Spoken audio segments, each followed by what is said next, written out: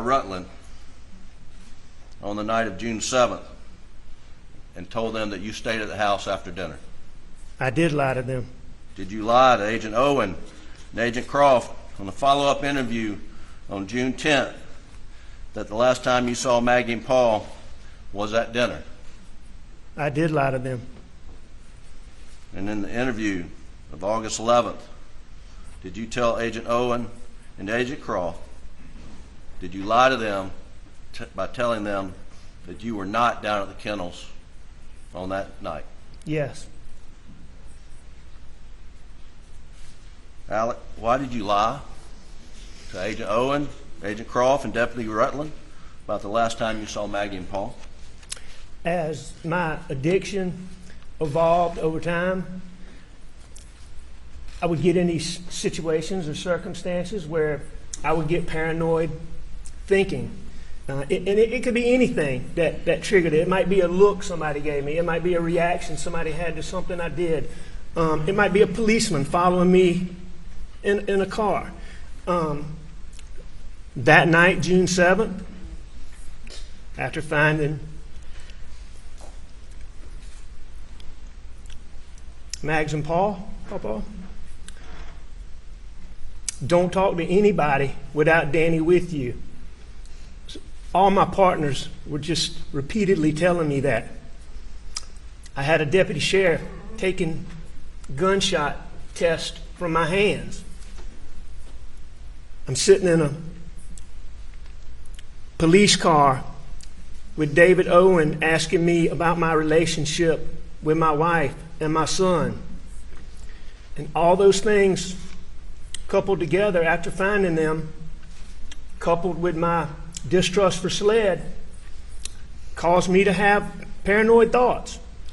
Normally, when these paranoid thoughts would hit me, I could take a deep breath real quick and just think about it, reason my way through it, and just get past it really quickly. On June the 7th,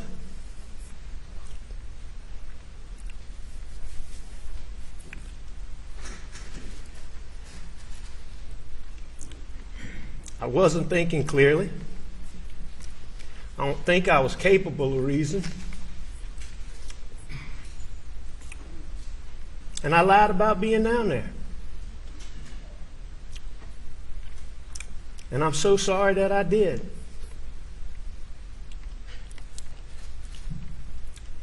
I'm sorry to my son Buster. I'm sorry to Grandma and Papa T.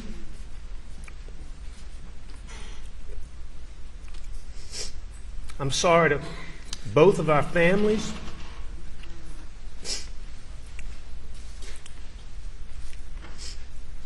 Most of all, I'm sorry to Mags and Pawpaw.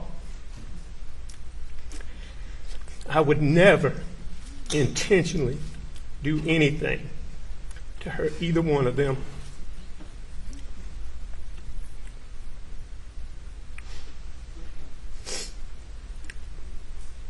Ever. Ever. Did you continue lying after that night? Did you not? But once I lied, I continued to lie. Yes, sir. Why?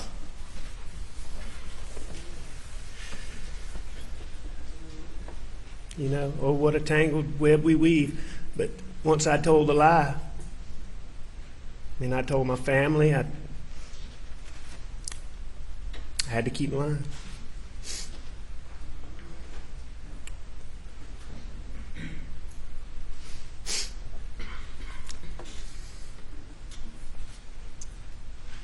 Alex, tell the jury what happened on the evening of June 7th, starting when you met up with Paul. I'd been at work that day, a fairly normal day. You mean start in the morning, or? Sure, start in the morning. It was just a regular morning. Maggie was leaving to go out of town. She was going to a doctor's appointment, and she had some stuff to do at Edisto, where she was having some work done on our house at Edisto. But Maggie was there that morning. She went to leave, and she told me she was doing these things. I always asked Maggie to come back home and stay with me. But anyway, Maggie had left. She did her thing. I went to work, did work. I learned from Paul that... Who's Paul? That's Paul, my son Paul Murdaugh. And your name for him was Paul? Yeah, we called him Paul. Okay, go ahead, I'm sorry. And Buster, Maggie, I called him Paul or Paul Terry, but Mags called him Paul, Buster called him Paul. A lot of people called him Paul. But anyway, I learned about I had known that CB, the guy that worked for us, had sprayed the sunflowers. I knew about that, but I'd been out of town. I didn't know they were dead. Paul let me know they had died. So we had to replant the dove field. That's our dove field, which the dove field is just it's a big social part of having property. People would come, and it's just a social big part of it. So the dove field was a big deal. So when the sunflowers got killed, we knew they were dead. Paul was coming home, and I learned that early Monday morning. And and we'll catch back up. But at some point in time, did you meet up with Paul? Yeah, after work, I met Paul at the property. And we're going to backfill and talk about more of the day, but I just want to focus in on that evening right now. Okay. When Paul gets to the property, what do y'all do? First thing we do is we go to the dove field, and we look at the dove field. And how did you get to the dove field? he had come in my brother's truck. We got in my son Buster's black pickup truck. We called it Buster's truck, or the black pickup truck. You've heard it called too, but I call it Buster's truck. Okay, so you're in Buster's truck, and you go to the dove field. Tell the jury what else. Well, that's the first thing we do. We go to the dove field and we look, and it was clearly it didn't. You could tell they were. I mean, you could tell they'd been sprayed, and you could tell they were dead. I mean, they might have still had a tiny bit of life, but they were dead. So we knew that. So we knew we had to replant the whole field. So that didn't take but a second. But after that, Paul.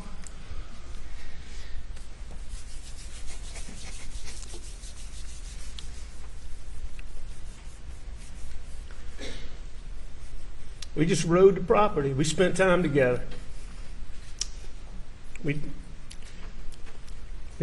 rode around and we spent time together on the property.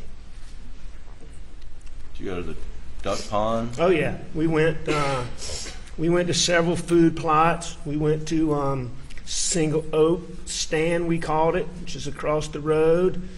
I know we went to the Bridge Stand. We went to the duck pond where we stayed for a minute, and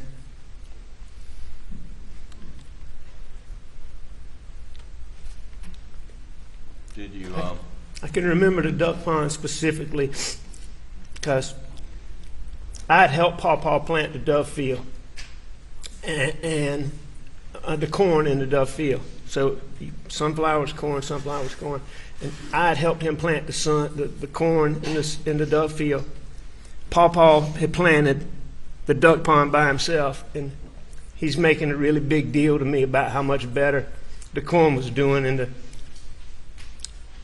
duck pond than it was in the dove field. We stayed there for a little while. We were at the cabin for a little while. We rode around the cabin looking at it. No, cabin is what? That's it's just a little small. It's truly a cabin. It's a 4-room structure. It's got a little living area, a little kitchen, and it's got 2 little bedrooms and 1 little bathroom. And that's what you've heard talk about, where the kids stayed some summers. And Is that what the jury has seen from some overhead pictures?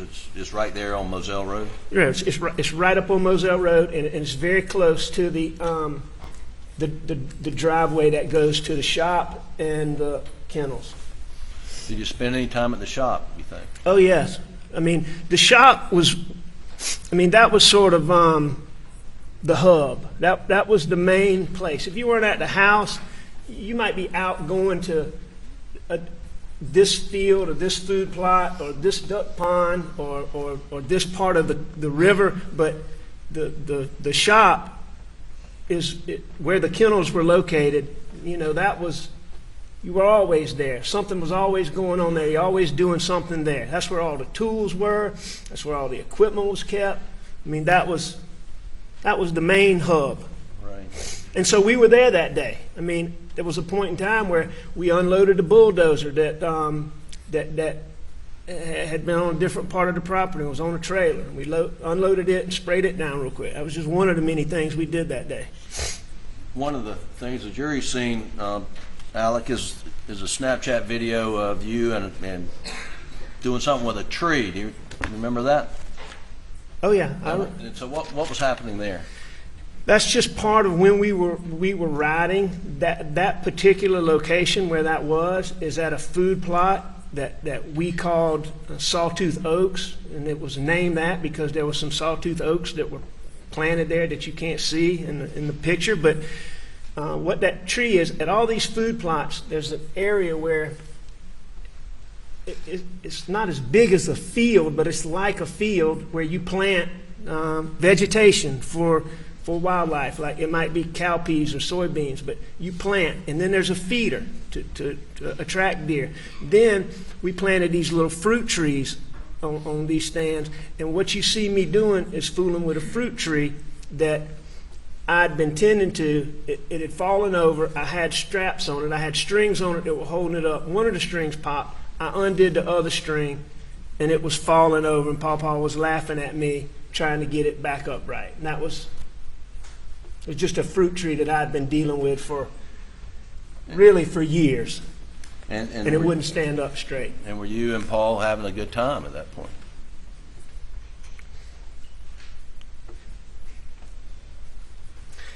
You could not be around Pawpaw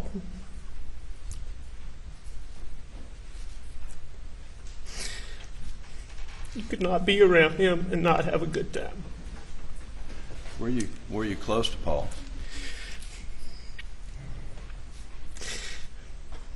You couldn't be any closer than Pawpaw and I and Buster and I were and are. He's still wonderful. Wonderful. And it's one of the things you enjoyed doing together was just riding the property? I love doing anything with Pawpaw. It was an absolute delight. But yeah, one of the things, Paul's passion. Paul was passionate about a lot of things, but that property was really a passion of his. He loved to work it. He loved to work the fields. He loved to work the food plots. He loved to hunt. He'd work on the roads. He would work on all of it. He would work on the structure. He worked on the whole property. It was his passion.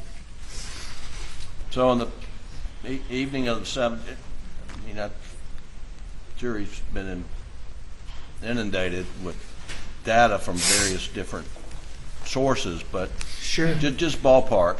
Can you, knowing what we know now after reviewing everything, but roughly when do you remember Paul getting there and you getting there and starting to ride the property? Now that I've had the benefit of seeing all of these records, Pawpaw got home, I believe, a little bit before 7 o'clock. Okay. And I got home a little bit before him. I think the details had been that I got home around 6:40, 6:02 or 6:45 or something like that, and Paul got there, very quickly thereafter, And then, by 7 o'clock. so you rode the property for a while. Do you remember when Maggie arrived? Yeah, it was later than that. It was 8 or after 8. I think it was after 8 and looking at the records. A little bit after 8. And do you remember her arriving or where you were when she arrived? I believe that I was at the shop when she came through, which would not be unusual for her having been away. If Blanca had gotten the mail or somebody had gotten the mail, maybe not, but if somebody had not gotten the mail, it would be perfectly normal for her to pull through there. And I believe she did pull through there that day. And Paul and I were at the shop, I believe. And then what did you do after Maggie arrived? Maggie went to the house, and I know that. But shortly after, however I learned that Maggie got home, I went to the house when Maggie got home, and I left Paul at the shop. So, and what did you do when you got to the house? I saw Mags, talked to Mags, and I took a shower. The clothes that we saw in that Snapchat video was that the clothes you had at work that day? Yes, those are the clothes I had on at work that day. And the jury's seen you in those clothes and what's on June 7th. How tall were you and how much did you weigh? On June 7th, well, I'm a hair over 6'4", right at 6'4". On June the 7th, I was about 265 pounds, 264, 265. And this was in June, June 7th. Yes, sir. When you're outside, riding around and do you get hot and sweaty? Absolutely. I mean, Paul and I had done some things. We unloaded the bulldozer, cleaned the bulldozer. We fooled around. Yeah, I mean, I sweated. I was heavy, and taking prescription pills also makes you sweat worse, or at least taking oxycodone makes you sweat more than you normally do. So was it unusual for you to take a shower when you got back to the house? Not at all. And after you took a shower, what did you change into? I changed into the clothes that you've seen in this trial, shorts and the shirt. Okay. When you got out of the shower and changed clothes, what did you do next? I went back out where Mags and Pawpaw were, and what were for they dinner. doing? What was going on? Mags had, as you've heard, Blanca had prepared dinner, but it had been cooked earlier. Mags had fixed. I know Mags had fixed mine and her plate because I didn't fix a plate. She may have fixed Pawpaw. Pawpaw was eating, and Pawpaw was almost done eating by the time I got back out, which also wasn't unusual. I mean, Pawpaw was always on the go. I mean, he never sat still. And, he'd sit down to eat, but then he's going on to his next item. And So then Maggie and I ate. And do you all eat at the table? Do you eat at the den? What's your normal habit? We would do both, but, I mean, when we ate at the table, it was really sort of more formal or not formal, but just more of an organized thing. What we would normally do on a regular evening is we would eat in the den in front of the TV. And that's where we ate that day. I ate on the couch, the table. Maggie had a little a TV tray that she kept over there, and Pawpaw would usually sit in a recliner and eat off of the ottoman. And was the TV on? Yes. Was that normal for the TV to be on? Yes. TV, if we were in the house, TV was on. So what happened next, Alan? Pawpaw moved on doing whatever he was doing. I don't know if he was in the gun room doing something, or he was in his room doing something, or he was outside doing something. I actually thought he'd gone to the shed, but in looking at to the shop, but in looking at the benefit of having these records that we have, I know he was still at the house or somewhere around the house doing something, but he wasn't in there with Maggie and I. But Maggie wanted to go to the kennels, and I had eaten dinner. I laid back on the couch where I was sitting. Maggie wanted to go to the kennels, and she asked me to go, and I didn't go at that time. I didn't want to go. Why didn't you want to go? It was hot. I just had a shower. I knew I'd end up doing more work, sweating more, and the dogs is always a chaotic scene, and I just didn't want to go right then. Well, let me ask you, what had you done the previous days, like Friday and Saturday and Sunday? Start with Friday or Yeah. go backwards? Yeah, start with Friday. All right, on that. Just briefly. So 7th, 6th, 5th, 4th. So June the 4th, my dad was in the hospital in Savannah, Georgia, at Memorial Hospital. And I went down to visit him Friday afternoon, and I stayed with him in the hospital. I spent the night there. You know, he was real sick. I mean, he was having a hard time. Did you get much sleep Friday night? No, I mean, I had a real sweet nurse found me. At first, there was just a hard chair in there like this, but a nurse found me a soft chair, sort of like a recliner. So, I mean, I'm sure I slept, but I didn't sleep. You know, I didn't get a night's sleep. No, sir. And then Saturday and Sunday? Saturday, we had plans with Buster and Brooklyn. Y'all have heard about Brooklyn. It's Buster's wonderful little girlfriend. And Mags and I had plans with them to meet them in Columbia, to go to the South Carolina. It was a regional baseball tournament. And South Carolina was playing Virginia, I believe. So when I got back from Savannah and met up with Mags, at some point we headed to Columbia. So, I mean, there wasn't a lot going on in between there. We headed up to Columbia and met Bus in Brooklyn.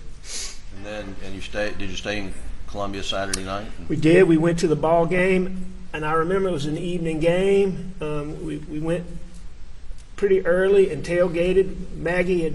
Maggie had reconnected with a college friend who coincidentally had married a college friend of mine, and they had a son that played for Carolina. He was a first baseman, and a really good little player. And we met them and tailgated with them, and it was a lot of fun. They had a lot of the parents of the players that were playing for Carolina, and it was a fun time. We tailgated, and then we went to, and it was a night game, so we went to the game, and the game got over. You know, it was fairly late into the evening, and after that, Bus, Brooklyn, and Mags and I believe we went to the restaurant in the hotel where we were staying, but we went, had dinner, and then Bus and Brooklyn went home, and of course Maggie and I went to our room. And then get up the next day, and was there another game? Another game the next day. That's right. And then after that, you head back to Moselle with Maggie? Yeah, we went to the game. That's right. Mags and I go back to Moselle. The jury's heard about, I think Ms. Rass talking about you bringing Krispy Kreme donuts to your dad. Maggie loved to. She spoiled my dad, and always taking him something. My dad loved sweets, and she and I picked up donuts and took Krispy Kreme donuts to him. And then y'all both spent the night together at Moselle on Sunday night. Did you both spend the night at Moselle on Sunday night? Yes. And then the 7th was a work day? That's right. It was a Monday, June the 7th. Hang on. I'll rephrase it. Oh, I'm sorry. Was Monday the 7th a work day for you? Yes. Okay. And I just wanted to give that background. And so moving forward to when you testified previously about Maggie asking you to go to the kennels, were you tired? Oh, yes, I was tired. And you had just had a shower? Just had a shower. And you said that, well, did you go with Maggie to the kennels immediately? No, I did not. What'd you do? What did she leave? Yes, she did. She left and Pawpaw was gone. Do you know how she got to the kennels? At the time, I didn't, but now looking at these condensed records and understanding the timeline, it's clear to me that she rode with Pawpaw. Okay. And did you stay in the house? Yes. For how long? Not long. I laid back on the couch, put my feet up, and like many times when Maggie asked me to do something that I didn't want to do or didn't start out doing, I changed my mind and decided I'm going to ride up there. And I did. And how did you get to the kennels? I went on a golf cart. Was the golf cart at the house, the main house? Yeah. It was. And it was there most of the time. And when you got down to the kennels, what was happening? It's just what I thought it was. It was a little bit of chaos. I mean, it was clear to me that Mags had just let the dogs out. The two dogs that were out were really her pet dogs. One is Grady. You've heard about a black lab. That's Grady. That's Buster's dog. And the other is the yellow lab that you've heard about. That's Bubba. Bubba was mine and Maggie's dog, but it was really mine, Maggie's, Bus, and Pawpaw's dog. It was a family dog. But Bubba's the dog I hunted. I mean, Maggie loved Bubba. She loved Grady too, but I mean, she had a special place for Bubba. But anyway, when the dogs first were let out, the first thing they would do is they would run. If you look at the overhead picture that you've seen, there were planted pines right behind the kennels. So you got the kennels and the chicken coop sort of form an L shape. And in that L was some planted pines. First thing the dogs would do is go out in that kennel, and Bubba and Grady, I think, learned this from Bubba, but Grady would do it too. But Bubba had to mark every tree. I mean, he would go and he'd do a little number on this tree and that tree. You know how dogs do, and it's marking his territory. And so that was the first thing those dogs did when they came out. When I got there, those dogs were in that area. So that's why I believe that it hadn't been long before they'd been let out. Grady was chasing guineas, which was a normal thing to do. What are guineas? Guinea fowl is a guinea fowl is like it's like a chicken. It's a domestic bird that we had them. They make a lot of racket. It's like I know this sounds silly, but it's like a guard bird. Because anytime, they just make a lot of racket anytime anything unusual is going on. If anything disturbs them, it could be a person, it could be somebody driving up, whatever, they're going to make a lot of racket. So Grady's chasing the guineas. Paul's fooling with Rogan's dog Cash. Maggie's just kind of standing there watching the dogs, which is normal, and they were in that place. As the dogs are out longer, they branch out more. But at that point in time, they were right there. So that told me they hadn't been out a long time. Bubba catches a chicken. I'm talking to Maggie for just a short time before Bubba catches the chicken. I take the chicken, put it, when Bubba didn't chase, these dogs didn't chase the chickens to kill them. And they didn't normally kill them. They did kill them sometimes, but it was about the chase with those dogs. And they were proud when they caught one. You could just tell by the way Bubba would prance to you when he brought chicken to you. He was proud that he had caught it, but he wasn't trying to kill it. And so most times the chicken wasn't dead, and that chicken wasn't dead. But a lot of times they would be stunned and they would be just real lethargic. So you had to take the chicken and you had to put it up somewhere where, the chicken could be by itself for a minute, and it would eventually, usually, come back to normal and go on about its, whatever a chicken does. Did you get the chicken out of Bubba's mouth? I did. I took the chicken from Bubba and I put it on top of that. Now we've seen, this video of Paul with Cash, Rogan's dog. Did you know that was going on? What do you remember about that? Yeah, I knew Paul was fooling with.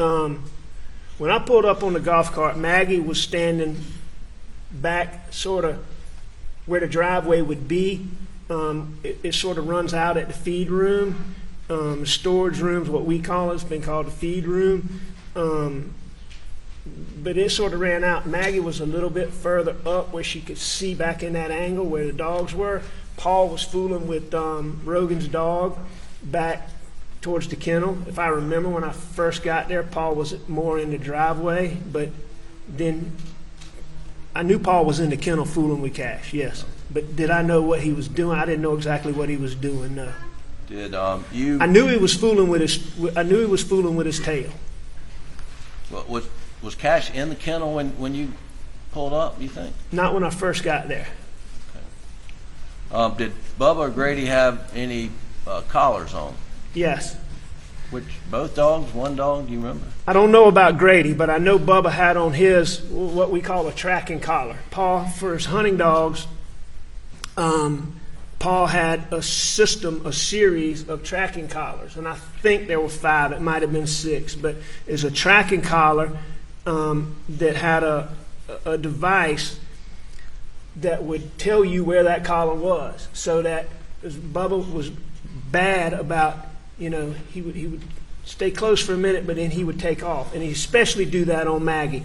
He would take off and run, and so he had on a tracking collar that if he did that, you could, you could know, okay, he's, a half a mile down here. It's not going to follow him, but so far, but it would follow a good long distance, so you could go get the dog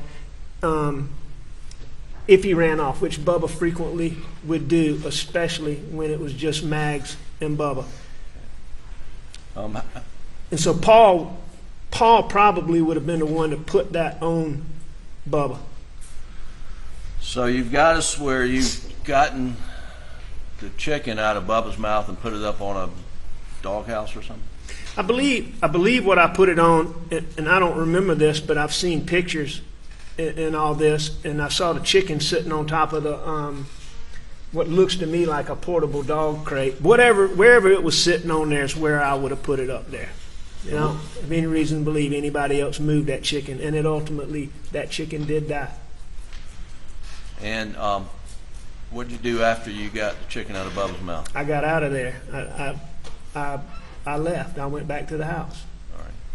Well, look, before we do that, we've seen the dog kennel video with Cash and Mr. Davis, and we slowed it down for him. Do you see the water hose in that video on the ground? Do you remember seeing that? Yes, I do. Was the water hose out? Obviously, in the video, but I don't specifically remember that, but I can look in that video and see it. Right. But that's not something that I noticed. So, but you've seen it in the video here? Yes, sir. Okay. And then the 2 dogs were out? Absolutely. Bubba and Grady. Okay. And then you head back. How did you get back to the house? The Same route. I mean, the same route I'd come on. I came down the driveway, made a left on. You saw my route in the car. I drove that same route. My question obviously wasn't clear enough. What were you in a vehicle? You walked? What mode of transportation did you use to get back to the house? Same way I came. I went back in the golf cart, and it was the golf cart. If you remember that Mark Ball testified that he saw where we normally would park it. You pull up, pull along the front entrance, and either you'd come in from the left and you'd go just past it and be on the right, or you'd come in from the right and you'd be just past it on the left. And that's where I got in it, and that's where I put it back. Did you do anything else before leaving after you took the chicken out of Bubba's mouth? No. We've heard about Bubba being stubborn. How long did it take you to get chicken out of Bubba's mouth? Well, Bubba could be stubborn, but Bubba would listen to me. And another thing, when Bubba had on that collar, one of the other features of that collar was... What did Bubba have on the collar, or was it Grady? Bubba had on the collar. Bubba had the collar. I know Bubba had a collar on, and I'm not sure about Grady. Okay, go ahead. If I misspoke on that, there's no question about it. Bubba had on a collar. I assume Grady did too, but I didn't. I didn't. Even though I saw Grady, I didn't notice for a fact that Grady had on a collar. Okay. But he probably did. So Makes sense to me that he did. How long did it take to get the chicken out of Bubba's mouth? It didn't take long. Number one, Bubba's coming back there to show me, hey, I caught this chicken. So he's not running from me. He's proud of that fact that he caught this chicken. So, I mean, he comes right up to me. Bubba was really strong, but you know, you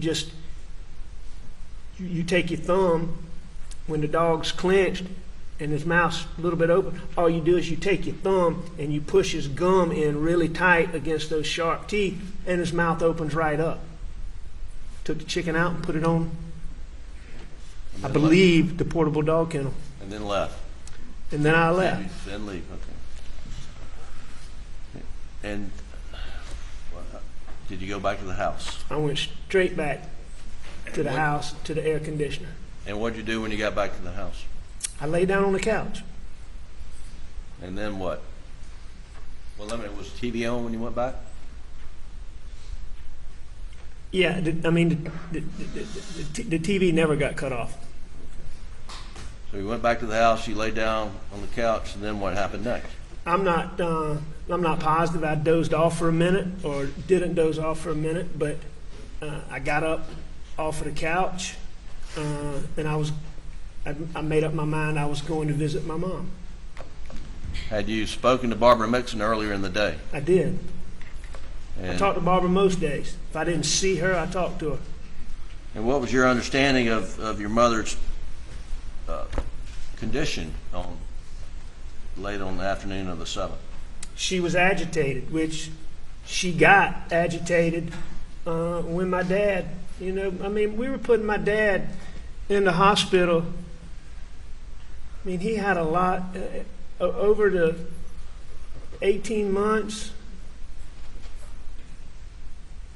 2 years. I mean, my dad was in the hospital. He was in the hospital a lot. And my mom, I believe my mom knew when my dad wasn't there, because, I mean, she would get agitated. I mean, that's just the only term you can think of. She'd get agitated. She'd cry a lot. She'd be fussy when she normally wouldn't be fussy. I know Alzheimer's patients are unpredictable, but I'm convinced she knew, because it happened frequently. And Barbara Ann told me, your mom's agitated. You need to check on her. I gave her medicine. She's resting. So it wasn't anything urgent. But she's resting. So what Barbara would do, and Barbara could handle her better than, my mama. We all love Barbara. My mama loved Barbara. Barbara could get my mom to do things that nobody else when she fussed for anybody else, including me or my brothers or my sisters, Barbara could get her, you know, in order.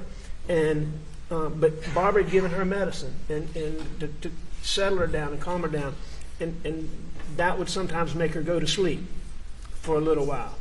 But then she'd be agitated when she woke up. So did you go check on your mom? I did.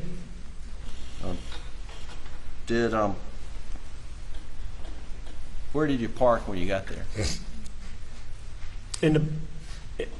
You saw the pictures.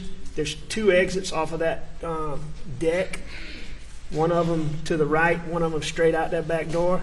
I would have parked to the left. If you're coming down these steps, if these are the steps, it would be to the left and back over there.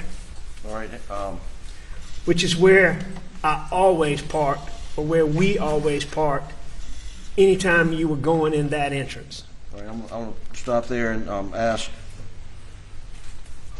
Doug, if you don't mind pulling up State's Exhibit 524, which is the GM OnStar data, and slide 38,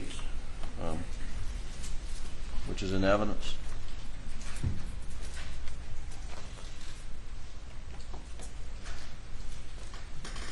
Can you see this the slide with those dots? Yes, sir. Alec? I can. And the red dots here at the that seem to be joined. Where is that in relation to your parents' house? Where the arrow is? Yes, sir. All right, that's back in the area where I'm talking about. All right, so if you look in this picture, all right, you see the you see the open area with the green grass. That's the front door. Okay, yeah, right where that circle is. That's the front door. If you look closely at the house, you can see a big dormer right in the middle of the roof. That's right over the front door. The white thing to the left of the house, that's like a parking pad where the driveway ends. And there's a parking pad. So you go. If you follow the driveway all the way to the house, you're going to run straight into a carport. All right, by the carport door. Just to the left, before you get to the carport, is this area that you can see here. That's part driveway, mainly parking pad.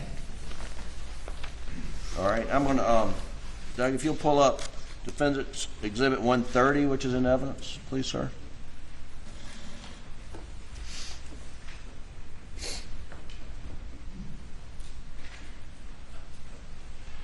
Yeah. And from this photo, can you point out roughly where you parked that evening? All right, this is the entrance to the right that I'm talking about. There's an exit and an entrance right in front of that door that you see there. So if you came down those steps, walk to your left, would be down there would be where I parked. Oh, would you have parked on the grass? You get on the edge of the grass back there. There's some grass there for sure, but it's not the area up here by the house where it's sodded and Sure. this grass that you can really see in this picture. So it may be on the edge of the grass, yes. In relation to the satellite dish, are you looking at this photo, are you to the right of that? Yeah, you'd be to the right of that satellite dish. Okay. Yes. And I believe that satellite dish is right on the edge of the, there's a hedge, and like you see the, I don't know what you call it, a border, like a border where the grass ends and the flower bed or whatever it is starts. Right. I think you can't see it, but I think that satellite's probably close to that border. All right. Well, let's So it'd be to the Let's pull right of another- that in this picture. Doug, will you pull up a Defendant's Exhibit 134? See if this is a.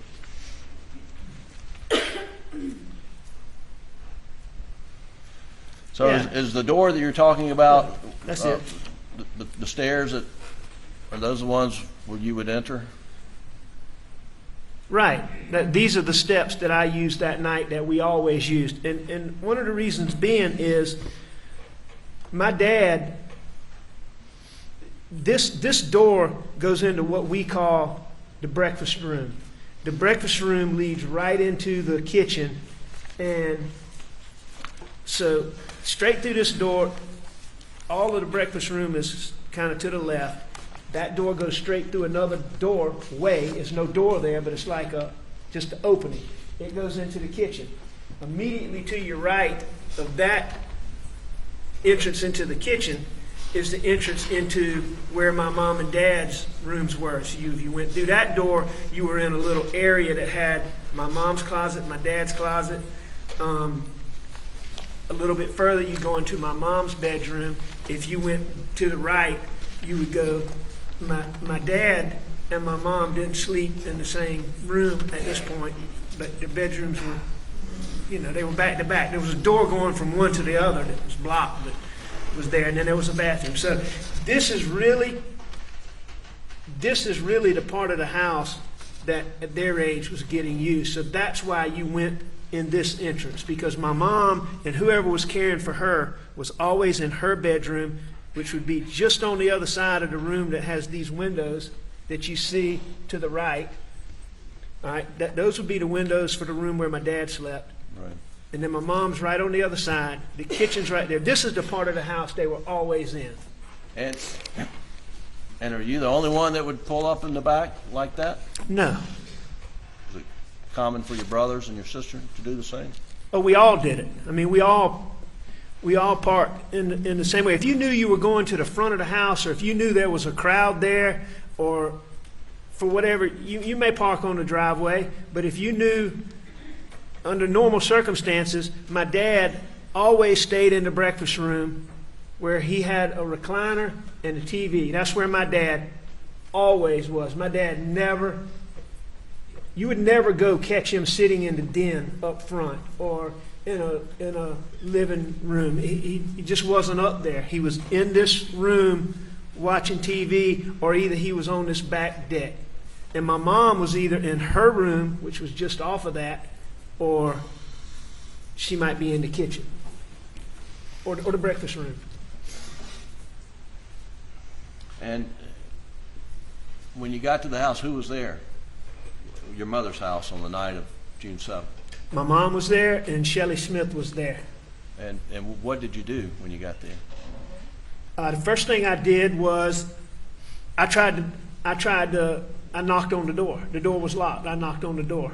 Shelley didn't hear me. And then what'd you do next? I called. Called what? I called my mom's house to let Shelley know I was there. Please come let me in. Okay. And is that the house phone that's been referred to? Yes. Okay. And did she let you in? Sure. And then what happened next? I went in and I visited with my mom. I mean, you want me to go into detail on that? Well, just briefly. Yeah, what'd you do? I went in the house. In my mom's bedroom, my mom had a bed that was where she slept in normal times. It was like, a bed with, the poles coming out of the corner, a poster bed that coming out of the corners.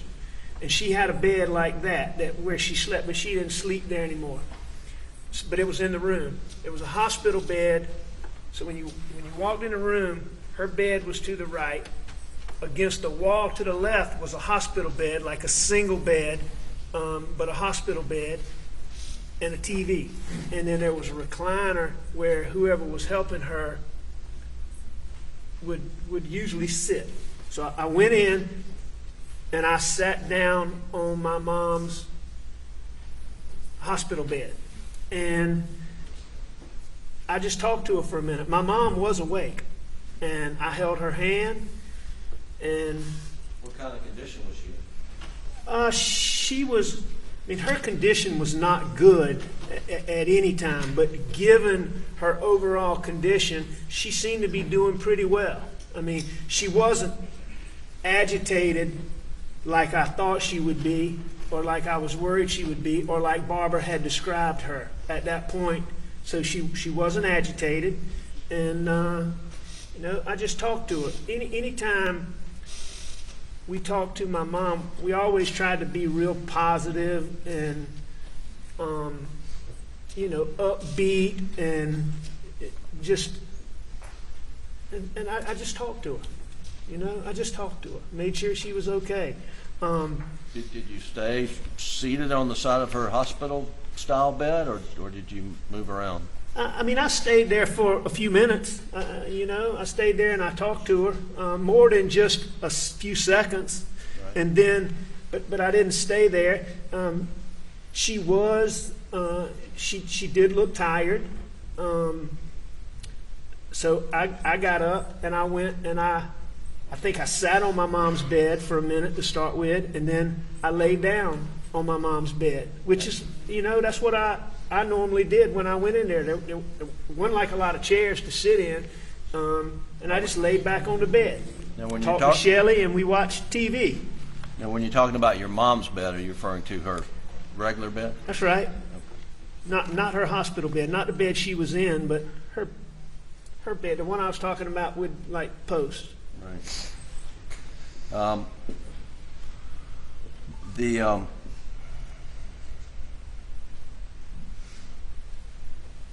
Let me skip something. Was Maggie planning to go over to your mother's with you that night? No, she wasn't planning to go with me that night. Okay. No, in fact, Maggie didn't really like to visit my mom.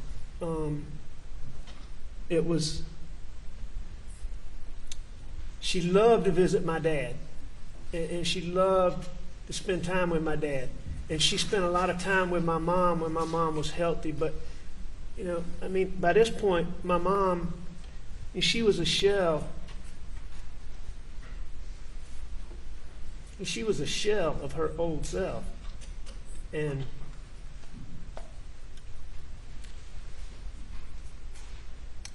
Okay. I mean, it was kind of sad to go and visit her anytime. I mean, she wasn't healthy, and Maggie didn't like to go and just visit my mom.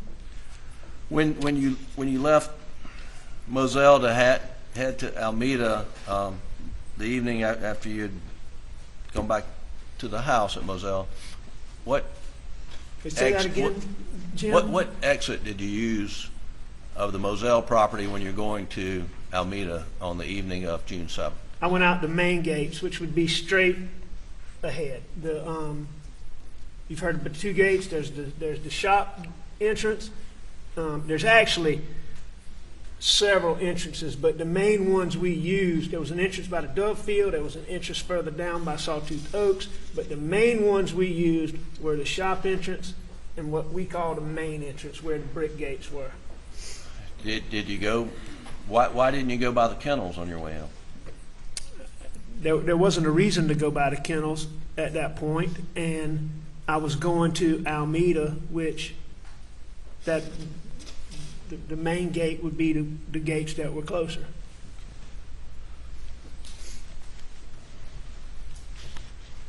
Did you notify Maggie in some form that you were leaving to go to see your mom? I tried to call her. And did she answer? No. And what'd you do after that? I think I tried to call her again. And did she answer? No, she didn't answer. And at some point, I texted her after that. Well, the fact that she didn't answer on 2 times, did that concern you? At that time, Right. it didn't concern me at all. Number one, she was with Pawpaw.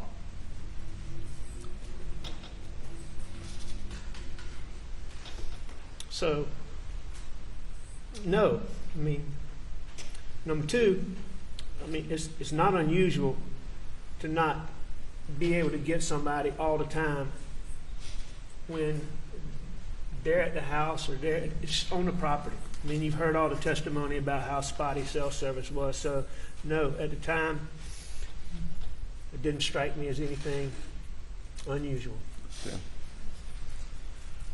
Now, moving back to Alameda, you spent time with your mother, and then you left to head back to Moselle. Is that correct? That's correct. Did you drive straight back to Moselle? I did. Now, Alec, there's some information from the telemetry data off your Suburban and perhaps some of this OnStar GPS data that indicates that at some point in time in your mother's driveway, you stopped for about a minute. Do you recall seeing that data? I did. What were you doing when you stopped? Do you I recall? was getting my phone. That my phone had gotten. There was a console in the middle of my car, and my phone had gotten down in the console, between the console and the seat, where you couldn't get to it. Were you, during that minute or however long it was, were you disposing of murder weapons, Alec? No. Were you disposing of bloody clothes? No. And your ride back to Moselle, was it, were you driving faster than normal? I was driving however I drive, normal way that I drive.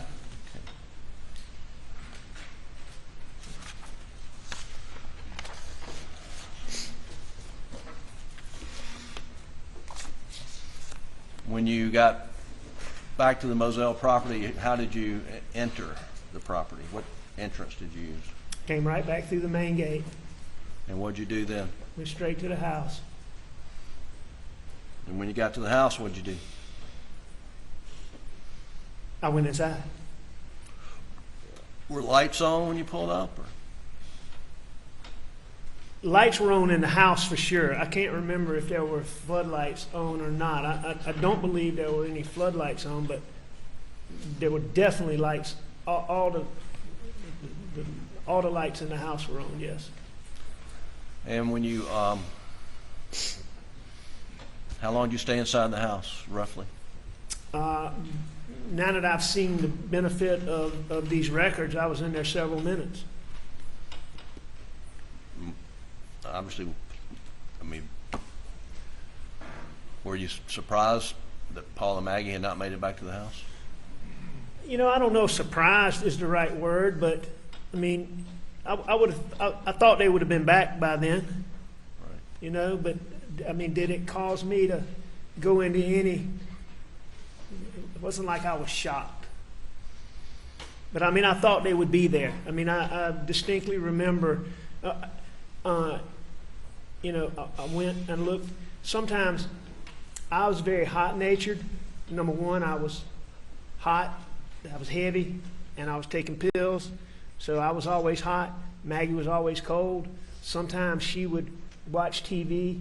We had a TV in the hunting room. You see on the wall there. Sometimes Maggie would be in there watching TV, where she could have the thermostat different than we always kept it cold in the main part of the house. So I know I went in there and looked in there for her. It's not unusual for Maggie to be taking a bath and be not able to hear me. So I went back there and I know I did those two things and looked in those two places. And they weren't there. And so, you know, I knew they'd been at the kennels, and I assumed they were still up there. So what'd you do? I went to the kennels. I may have tried to call them. In fact, I probably did try to call them. I would think I called them. But as I sit here right now, I'm not positive, but I would think I did. Would think I tried to call them to see. And now, like, did you drive down to the kennels in your Suburban?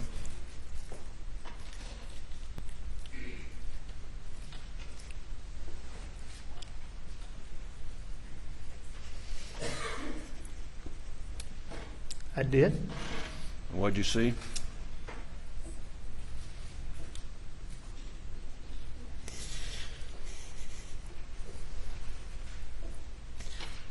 Saw what y'all have seen pictures of.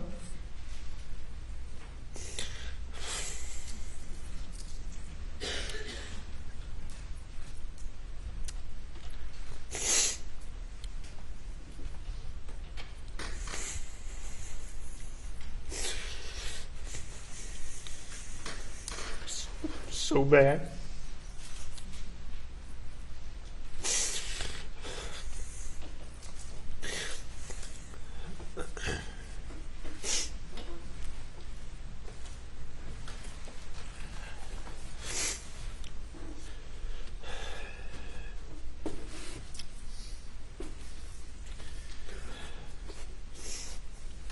some water?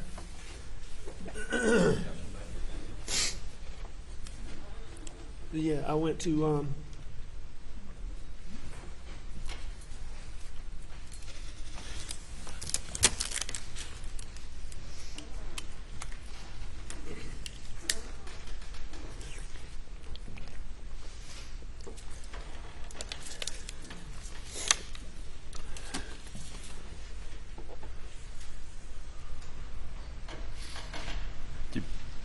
Did you see them on the ground when you're pulling up in your Suburban? I did. And what'd you do when you came to a stop, Alec? I think I jumped out of my car. I'm not exactly sure what I did, but no, I got out of my car. I know I ran back to my car, called 911. I called 911. I was on the phone with 911, and I was trying to tend to Pawpaw. I was trying to tend to Maggie. And I just went back and forth between them. Were you going to Paul and Maggie while you were on the phone with the 911 operators? Yes. Okay. Yes. And in a little bit, I'm going to play the 911 tape, but I just want to ask you, and you've told law enforcement that's been played here in the court,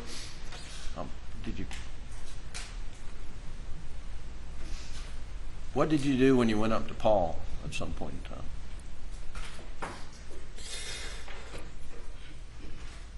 And Paul.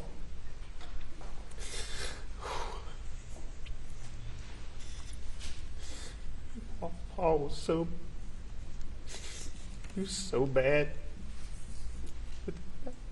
But at some point, I know I tried to check him for a pulse.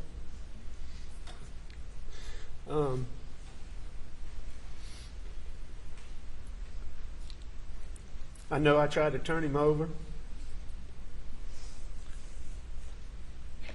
When you say you tried to turn him over, why were you trying to turn him over? I don't know. I don't know why I tried to turn him over. Me and my boys laying face down. And he's done the way he's done. His head was the way his head was. I could see his brain laying on the sidewalk. I didn't know what to do. I mean, I tried to turn him over. So I grabbed him by the belt loop and tried to turn him over.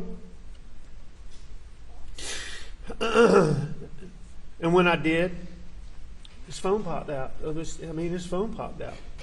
And I just picked it up and I put it right back there. Do you have any idea how it popped out?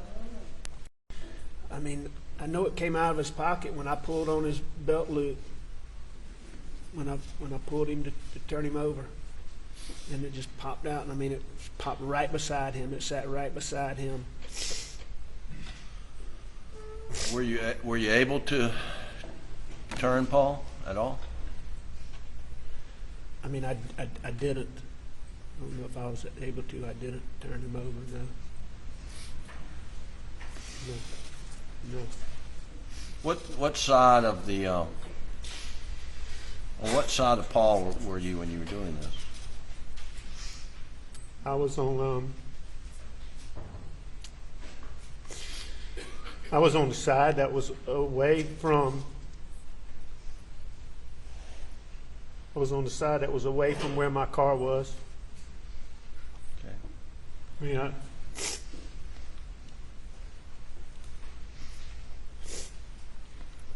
What'd you do with the phone? I put it back on Pawpaw. You know if you put it, you know which way it was pointing, upside down, downside, anyway? I couldn't tell you anything about it. I know his phone popped out. I picked it up and I put it back on him.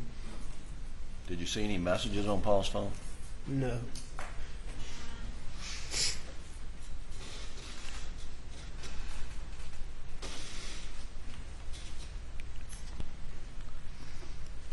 Did you go to Maggie?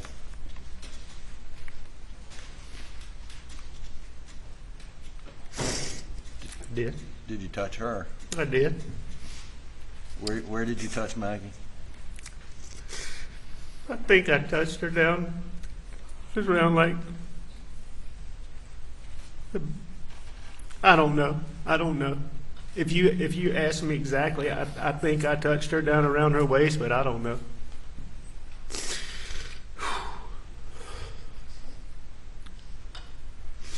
It was so bad.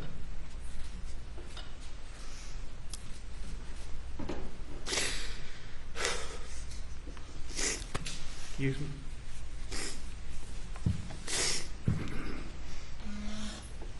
I mean, I know I went back and forth. I went back and forth between them.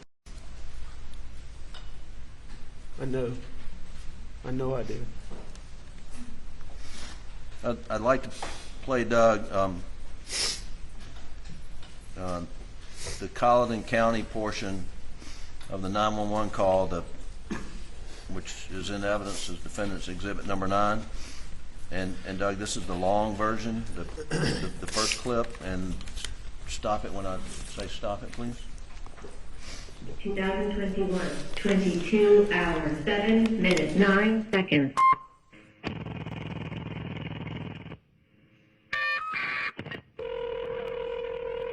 I'm still here, okay? County Communications. Congressman, I have an Alex Murdaugh on the line calling from 4147 Murdaugh Road. He's advising that his wife and child was shot. Okay, and sir, give me the address again. Oh, it's 4147 Moselle Road. I've been up to it now. It's bad. Okay, how did they shoot? Alan, when you say I've been up to it now and it's bad, what are you referring to? I'm talking about what I saw was what y'all saw pictures of, and it was bad. It was terrible. And when I first got there, I know I got out of the car. And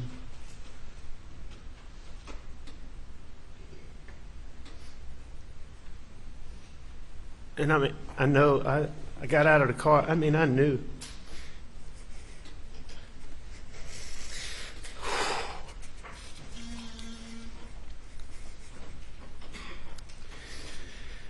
Got out of the car, but right at first, I don't think I went all the way to them. I think I ran back and that's when I called 911. And so I called 911, and while I was doing that, then is when I went to Maggie and I went to Paul. And so that's what I think I'm talking about. Okay. Doug, keep going, please.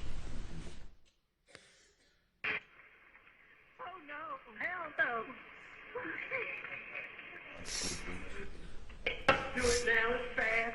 Okay, how did they shoot? Did they shoot themselves? Oh, no. Hell no. Okay, and are they breathing? No, ma'am. Okay, and you said it's your wife and your son? My wife and my son. Are they in a vehicle? No, ma'am. They're on the ground out at my kennel.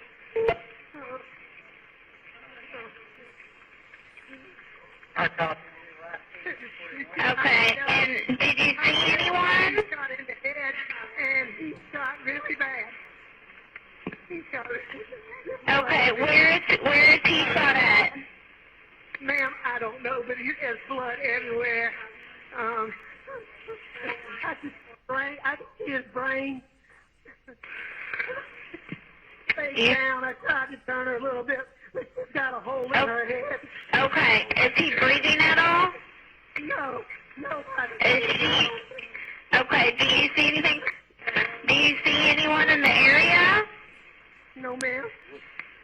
No, ma'am. Is there any guns near them at all? No. There's here. What color is your house on the outside? If that's what you're asking, they didn't shoot themselves, ma'am. What? Alec, right in there, you say the word here. What, are you calling anybody or anything? No, I'm talking to that dispatcher. And what did you mean when you said here? If you listen to that call, one of the first things she asked me,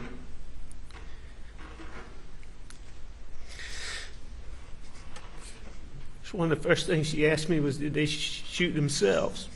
And I knew there's no way. I mean, I knew they didn't shoot themselves. There wasn't a gun. They didn't shoot themselves. And she'd asked me that. And then she asked me another question, something about that. And you hear me say here, and then you hear the thing talking. I'm telling her here, and then I say something, and then you hear me say, if that's what you're asking. And I'm letting her know they didn't shoot themselves. I'm saying here, and then I give her an explanation, which you can't hear on that phone, but it's obvious to me what I'm doing. And I say, if that's what you're asking me. So, like David Owens asked me on August 11th, did I call a dog or was I talking to somebody? There was no dog that was out, and there was nobody there. Well, let's talk about that briefly. Well, when you got there and you saw Maggie and Paul, where were the dogs? The dogs were in the kennels. Dogs were in the kennels. They were wherever they were when law enforcement got there. And you've seen pictures, and they called Dale Davis to the stand and talk about the hose rolled up. Did you roll the hose up? No.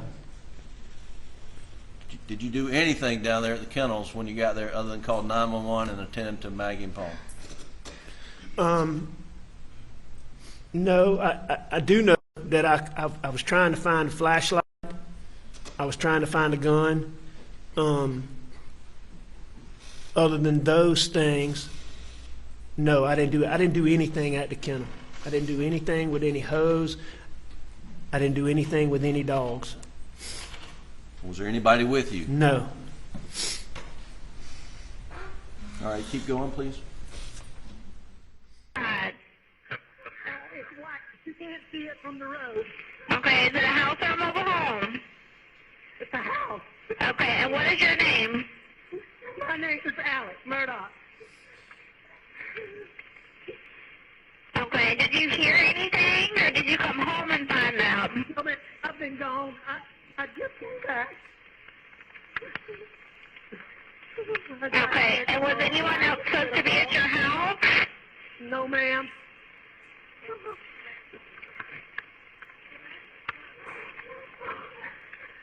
Please hurry. We're getting somebody out there to you.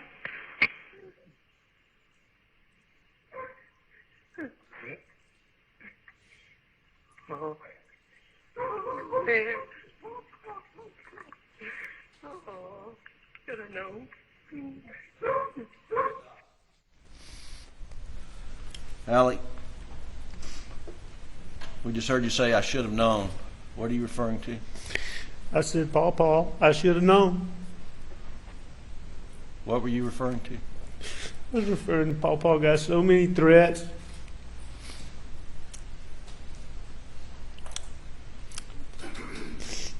Didn't take serious. Think twice about. So I'm just telling him, Paul, I should have known. I don't specifically remember saying that, but I can clearly hear myself say that. Okay. What kind of threats did you understand Paul was receiving?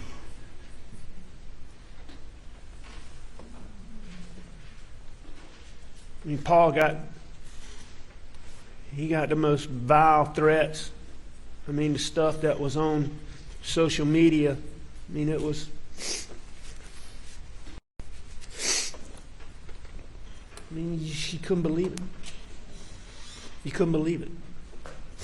It was so over the top. Truthfully, we didn't think anything about it. I mean, it was just so crazy that, we just. I mean, people talking about what he was going to get and how they were going to do this and get him. And I mean, it's stuff you really, I mean, we disregarded it because so over the top. Thought it's so over the top. Keep going, please, Doug.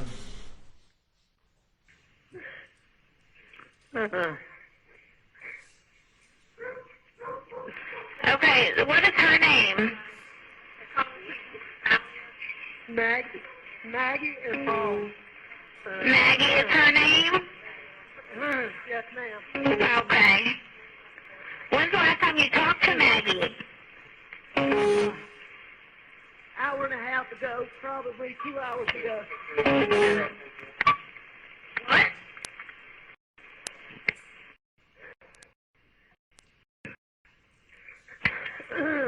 Okay, you said about 2 hours ago you talked to them? Approximately, yes, ma'am, approximately. So, Al, you were asked the last time you saw them, and you said hour and a half, 2 hours ago, and then she followed up 2 hours ago. You just heard that? I did hear that, Um, and I said approximately to her Right. question.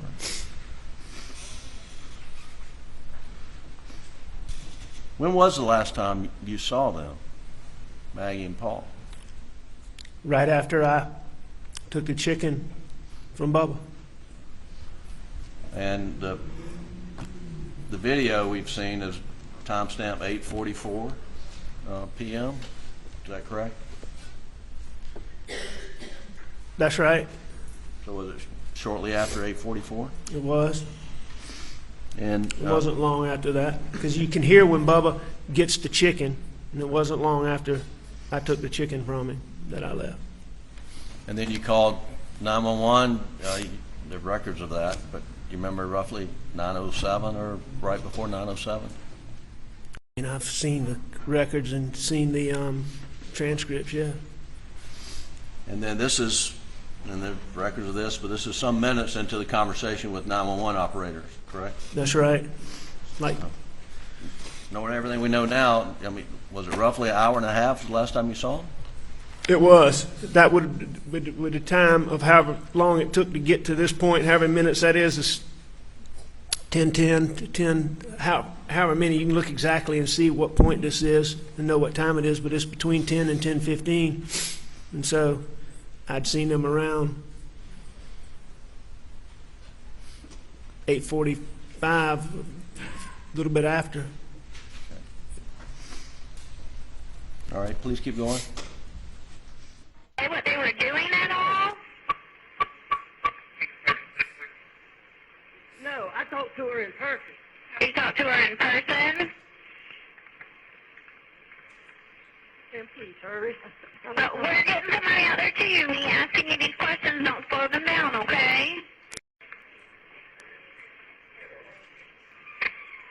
And you sure they're not breathing? Is he moving at all, your son? I know you said that she was shot in the head, but what about your son? Nobody. They're not. Neither one of them moving.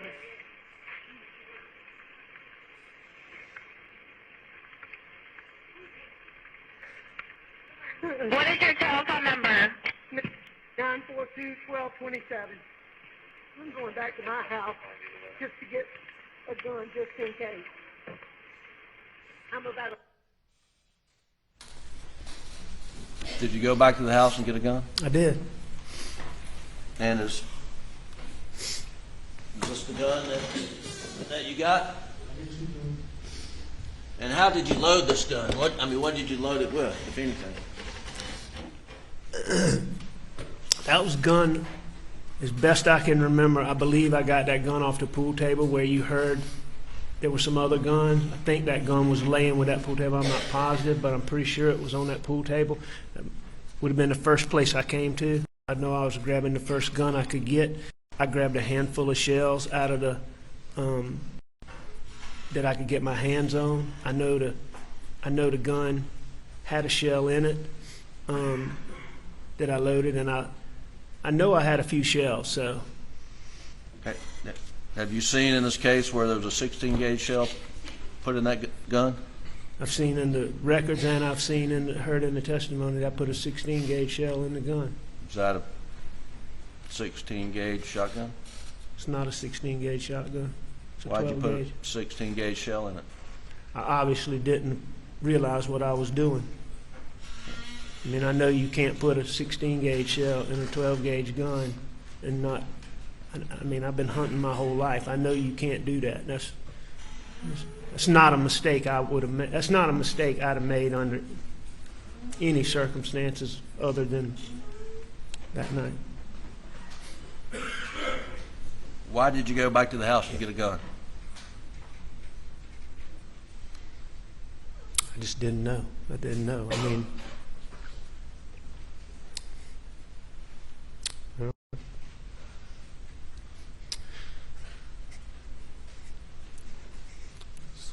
saw it. I don't know. I mean, it's just. I didn't know if somebody was still out there. I don't know. I guess I didn't know. Please keep going.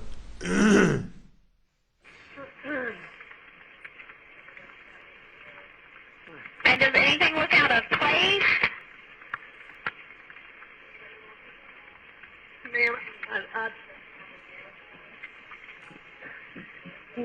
not particularly, really, no, ma'am. Okay.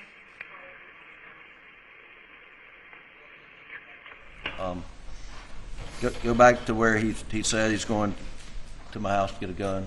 Just a few seconds back, 10 seconds maybe. I know you're upset, Mr. Murdaugh, but I don't want you to get a gun and have a gun out whenever my officers get there, okay? Back up some more. Back up some more, please.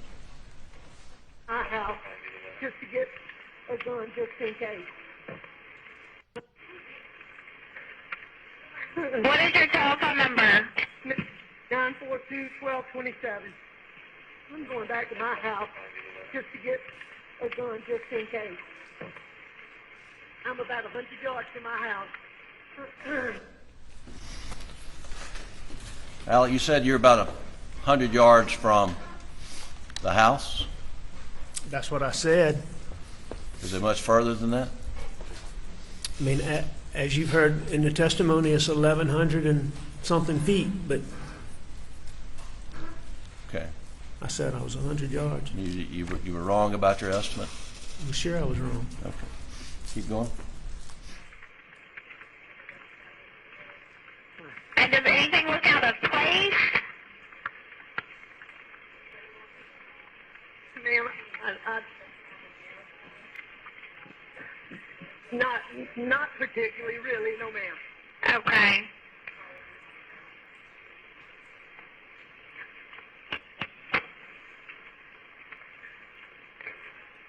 Well, I know you're upset, Mr. Murdaugh, but I don't want you to get a gun and have a gun out whenever my officers get there, okay? I will not do that. He's been being threatened by, my son had a boat stack. He's been being threatened for months and months and months.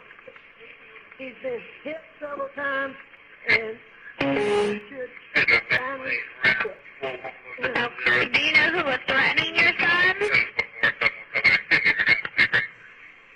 It's too many people. Over the phone.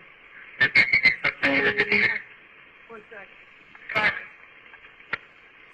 And you don't know the name of who was threatening him at all? My son knows. And my son knows. Your son knows who was threatening him?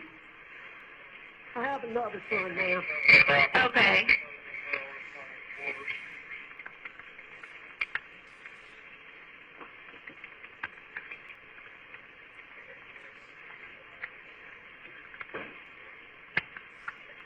All right, I'm going back down there.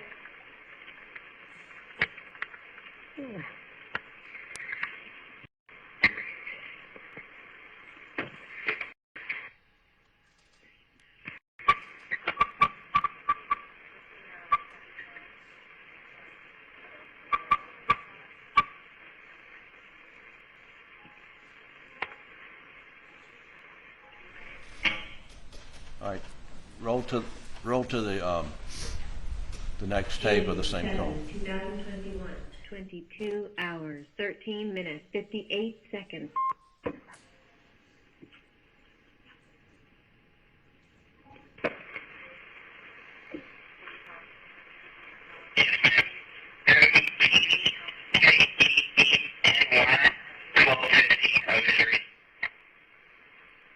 Are they close, ma'am?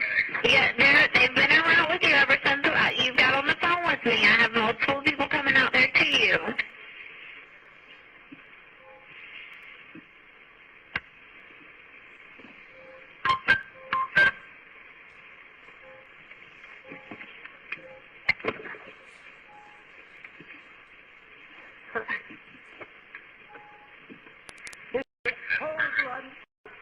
Okay, can you do me a favor, Mr. Murdaugh? Can you turn on the flashers on your car so that way they can see where the kennels are?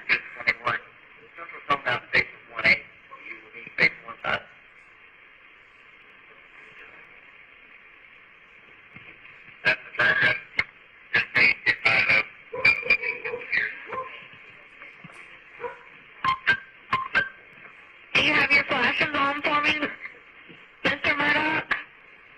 Yes. Okay. I don't want you to touch them at all, okay? I don't know if you've already touched them, but I don't want you to touch them just in case they can get any kind of evidence, okay? I already touched them trying to get to see if they were breathing.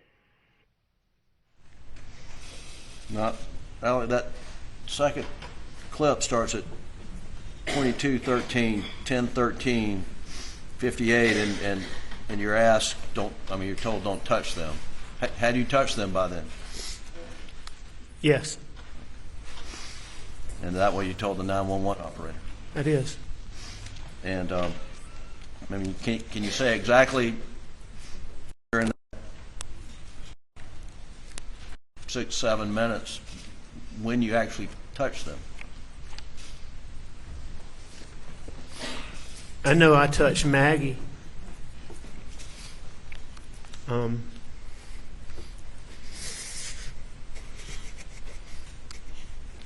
I touched Maggie several times, but I mean, I think I didn't. I don't think I touched Pawpaw, but 2 times. Did you touch one or both of them before you got in the car and drove back to the house? Yes. Yeah.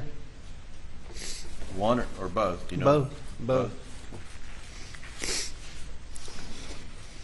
All right, keep going, please. Okay. Well, I just don't want you to move anything just in case they can get any kind of evidence, okay?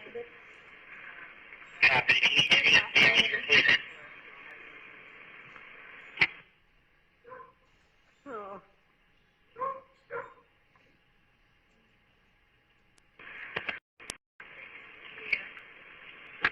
Okay. And did your son, I know you said that he had been threatened, did your son make reports of this at all?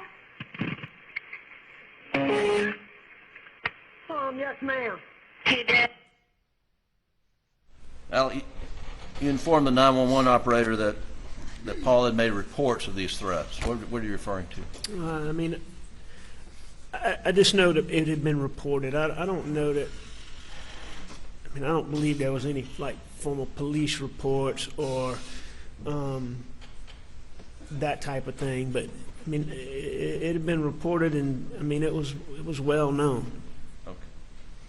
So were you saying he had filed some official report when you said yes? No, I never thought. I've never thought there was a police report or some formal report like that. No.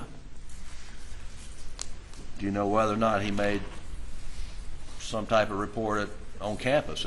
Oh, I know he did. What do you know? I mean, I know that there was a time when he was asked to come meet with God, I can't even remember the gentleman's name now, but I appreciated it so much that I never thought I'd forget it. But part of student counseling services? Yeah, he was the dean of students. But anyway, he reached out to Paw and wanted to talk to him. And I mean, at first we were concerned, you know, why they want to talk to him? And I mean, even I believe I had Paul come talk to you about that because we were concerned. Well, what are they going to talk to him about? But when Paul and Jim got there, it turns out that it was really just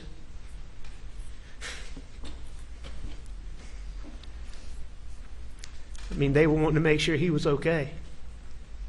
But, you know, just make sure he was okay. And I know that, you know, they were aware of the threats or some level of threats. And so, yeah, I mean, it had already been reported to them.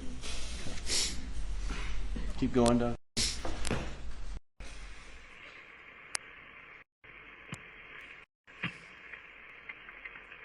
And what's your son's name? Paul, Paul? ma'am, I'm going to call. I need to call some of my family. Okay. On this. Well, do me a favor for me. Whenever you see the officer or the medics, because they're all coming to you, can you put your gun in your vehicle for me? Absolutely. Okay. But we have them come in, turn on the flashes on your vehicle so they can see you, okay? You got the flashes on for me? I did. Okay. All right. Whenever you see them, put your gun up for me, okay? Okay. How old is your son? 22. Okay. All right. We're getting them out there to you, okay? And I will answer you call. All right. So, Alec, did you call family after you got off the call with the operator? Yes. Who'd you call? I know I called my brother Randy. I know I called my brother John. And I know I tried to call Roro. Well, Roro's not family, but I called Randy and John. And I called Randy and John. And then you just mentioned Murdaugh? You mean? Rogan. We called him Roro. I called him Roro. Why did you try to call Rogan? I mean, Rogan's house was like, I don't know, as the crow flies, maybe 2.5 miles, 3 miles. I mean, Rogan was like family. Did you think he was the closest person? Yeah, I just wanted somebody. I wanted somebody to be out there. Had you seen Rogan's name on Paul's phone in any way that night? No.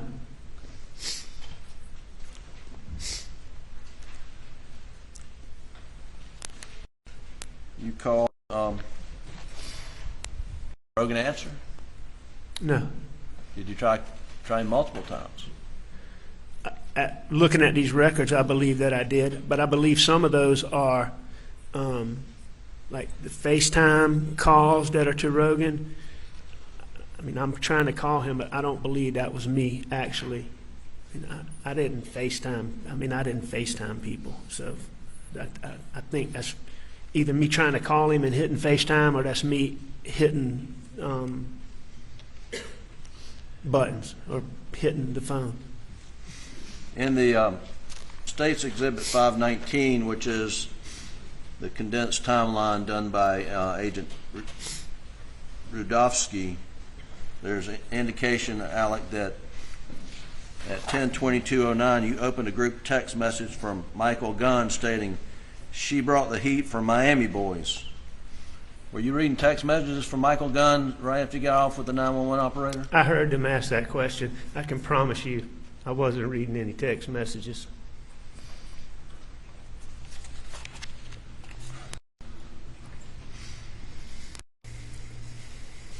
There's also an entry,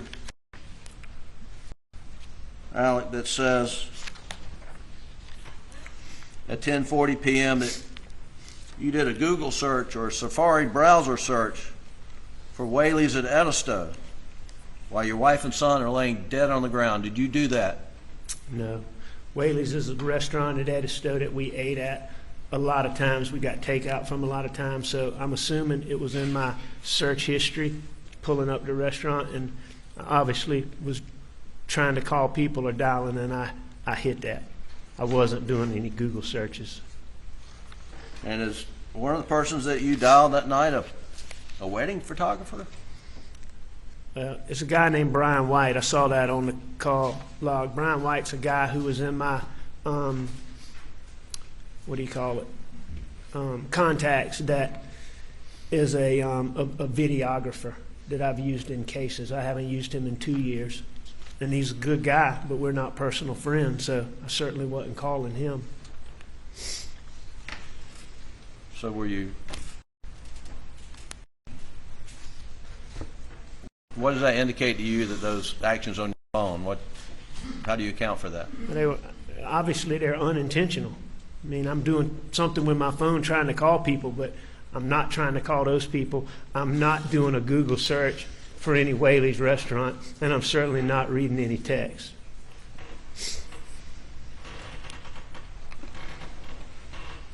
I want to ask you, Ladies and gentlemen, we're going to have to go to the jury room for a break for about 10 minutes. Please do not discuss the case. You'll stay put, Mr. Murdaugh.